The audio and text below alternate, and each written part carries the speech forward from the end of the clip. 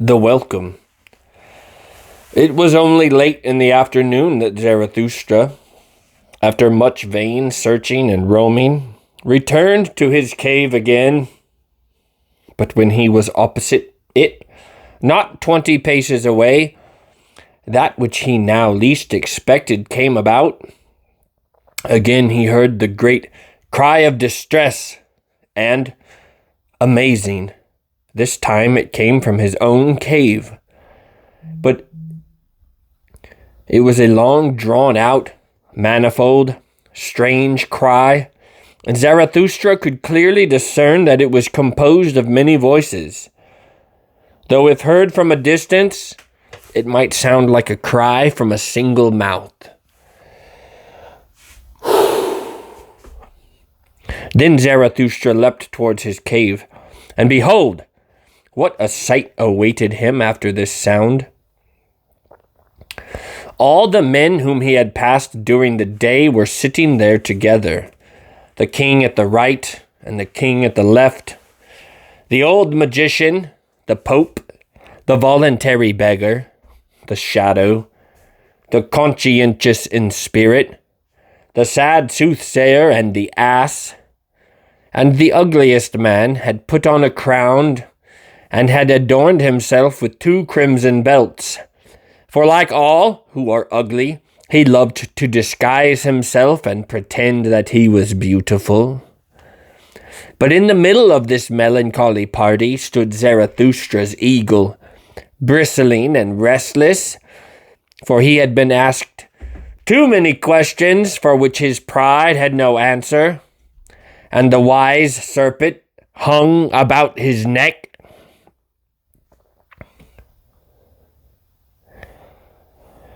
Zarathustra beheld all this with great amazement.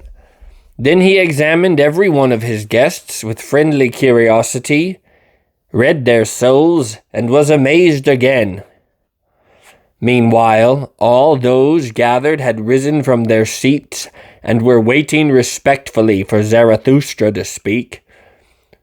But Zarathustra spoke thus: "You who despair, you who are strange, so it was your cry of distress I heard? And now I also know where to find him whom I sought in vain today, the higher man. He sits in my own cave, the higher man. But why should I be amazed? Have I not lured him to myself with honey sacrifices, and the cunning siren calls of my happiness? Yet it seems to me that you are poor company, you who utter cries of distress, upset each other's hearts as you sit here together. First, someone must come, someone to make you laugh again, a good gay clown, a dancer and wind and wildcat, some old fool. What do you think? Forgive me, you who despair, that I speak to you with such little words, unworthy, verily, of such guests. But you do not guess what makes me so prankish. It is you yourselves who do it, and the sight of you, forgive me, for everyone becomes brave when he observes one who despairs. To encourage one who despairs, for that everyone feels strong enough. Even to me you gave this strength. A good gift, my honored guests, a proper present to ensure hospitality. Well then, do not be angry if I also offer you something of what is mine. This is my realm and dominion, but whatever is mine shall be yours for this evening and this night. My animals shall serve you. My cave shall be your place of rest. In my home and house nobody shall despair. In my region I protect everybody from his wild animals. And this is the first thing I offer you: security.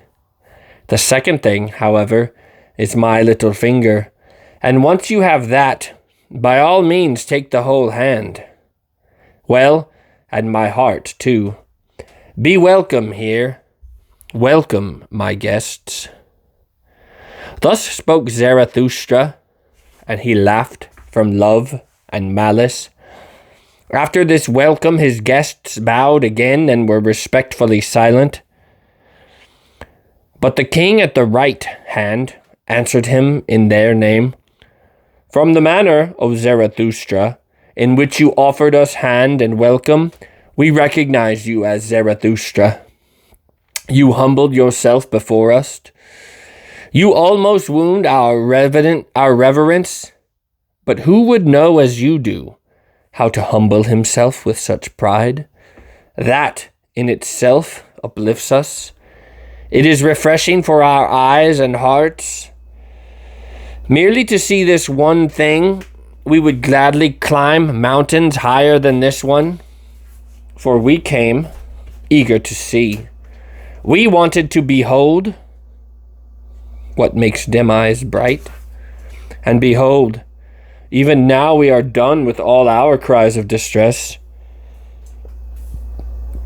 Even now our minds and hearts are opened up and delighted. Little is lacking, and our spirits will become sportive. Nothing more delightful grows on earth, O Zarathustra, than a lofty, strong will. That is the earth's most beautiful plant. A whole landscape is refreshed by one such tree. Whoever grows up high like you, O Zarathustra, I compare to the pine. Long, silent, hard, alone. Of the best and most resilient wood, magnificent, and in the end reaching out with strong green branches for his own dominion, questioning wind and weather, and whatever else is at home on the heights with forceful questions, and answering yet more forcefully, a commander, triumphant. Oh, who would not climb high mountains to see such plants?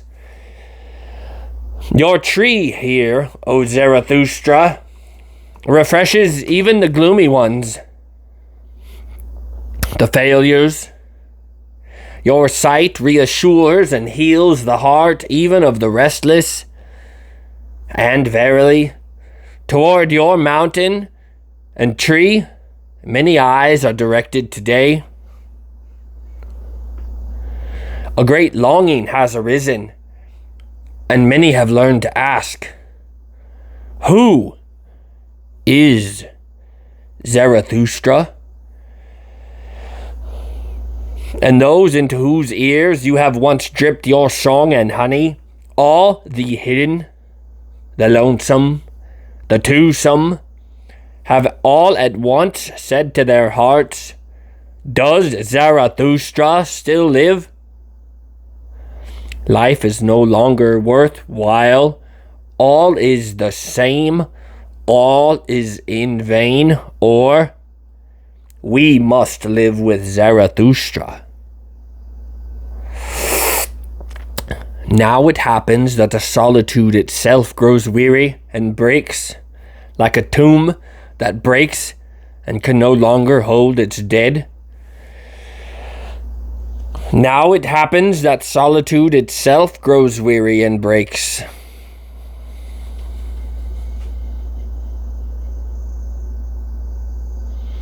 Why does he not come who has so long announced himself? Ask many.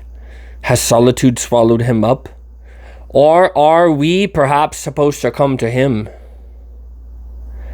Now it happens that solitude itself grows weary and breaks, like a tomb that breaks and can no longer hold its dead.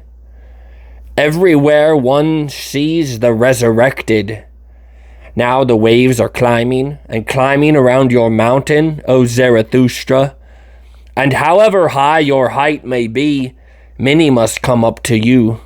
your bark shall not be stranded any longer, and that we who were despairing have now come to your cave and no longer despair, that is but a sign and a symbol that those better than we are on their way to you. For this is what is on its way to you. The last remnant of God among men, that is, all the men of great longing, of great nausea, of great disgust, all who do not want to live unless they learn to hope again, unless they learn from you, O Zarathustra, the great hope. Thus spoke the king at the right, and he seized Zarathustra's hand to kiss it. But Zarathustra resisted his veneration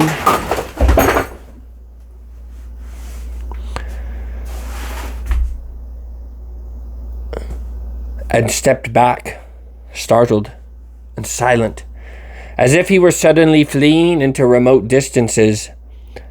But after a while he was back with his guests again, looking at them with bright, examining eyes, and he said, "My guests, you higher men, let me speak to you in plain and clear German. It was not for you that I waited in these mountains." Plain and clear German? Good God, the king at the left said at this point, in an aside. One can see that he does not know our dear Germans, this wise man from the east. But what he means is coarse German. Well, these days that is not the worst of tastes. You may indeed all be higher men, continued Zarathustra, but for me you are not high and strong enough. For me, that means, for the inexorable in me that is silent but will not always remain silent. And if you do belong to me, it is not as my right arm. For whoever stands on sick and weak legs himself, as you do, wants consideration above all, whether he knows it or hides it from himself. To my arms and my legs, however, I show no consideration. I show my warriors no consideration. How then could you be fit for my war? With you, I should spoil my every victory, and some of you would collapse as soon as they heard the loud roll of my drums. Nor are you beautiful and well-born enough for me. I need clean, smooth mirrors for my doctrines. On your surface, even my own image is distorted. Many a burden, many a reminiscence press on your shoulders. Many a wicked dwarf crouches in your nooks. There is a hidden mob in you, too. And even though you may be high and of a higher kind, much in you is crooked and misshapen. There is no smith in the world who could hammer you right and straight for me. You are mere bridges. May men higher than you stride over you. You signify steps. Therefore do not be angry with him who climbs over you to his height. A genuine son and perfect heir may yet grow from your seed, even for me, but that is distant. You yourselves are not those to whom my heritage and name belong. It is not for you that I wait in these mountains. It is not with you that I am to go down for the last time. Only as signs have you come to me, that those higher than you are even now on their way to me? Not the men of great longing, of great nausea, of great disgust, and that which you called the remnant of God? No, 3 times no, it is for others that I wait here in these mountains, and I will not lift my feet from here without them. It is for those who are higher, stronger, more triumphant, and more cheerful, such as are built perpendicular in body and soul. Laughing lions must come. Oh, my strange guests, have you not heard anything of my children, and that they are on their way to me? Speak to me of my gardens, of my blessed isles, of my new beauty. Why do you not speak to me of that? This present I beseech from your love, that you speak to me of my children. For this I am rich, for this I grew poor. What I did not give, what I would not give to have one thing, these children, this living plantation, these life trees of my will and my highest hope.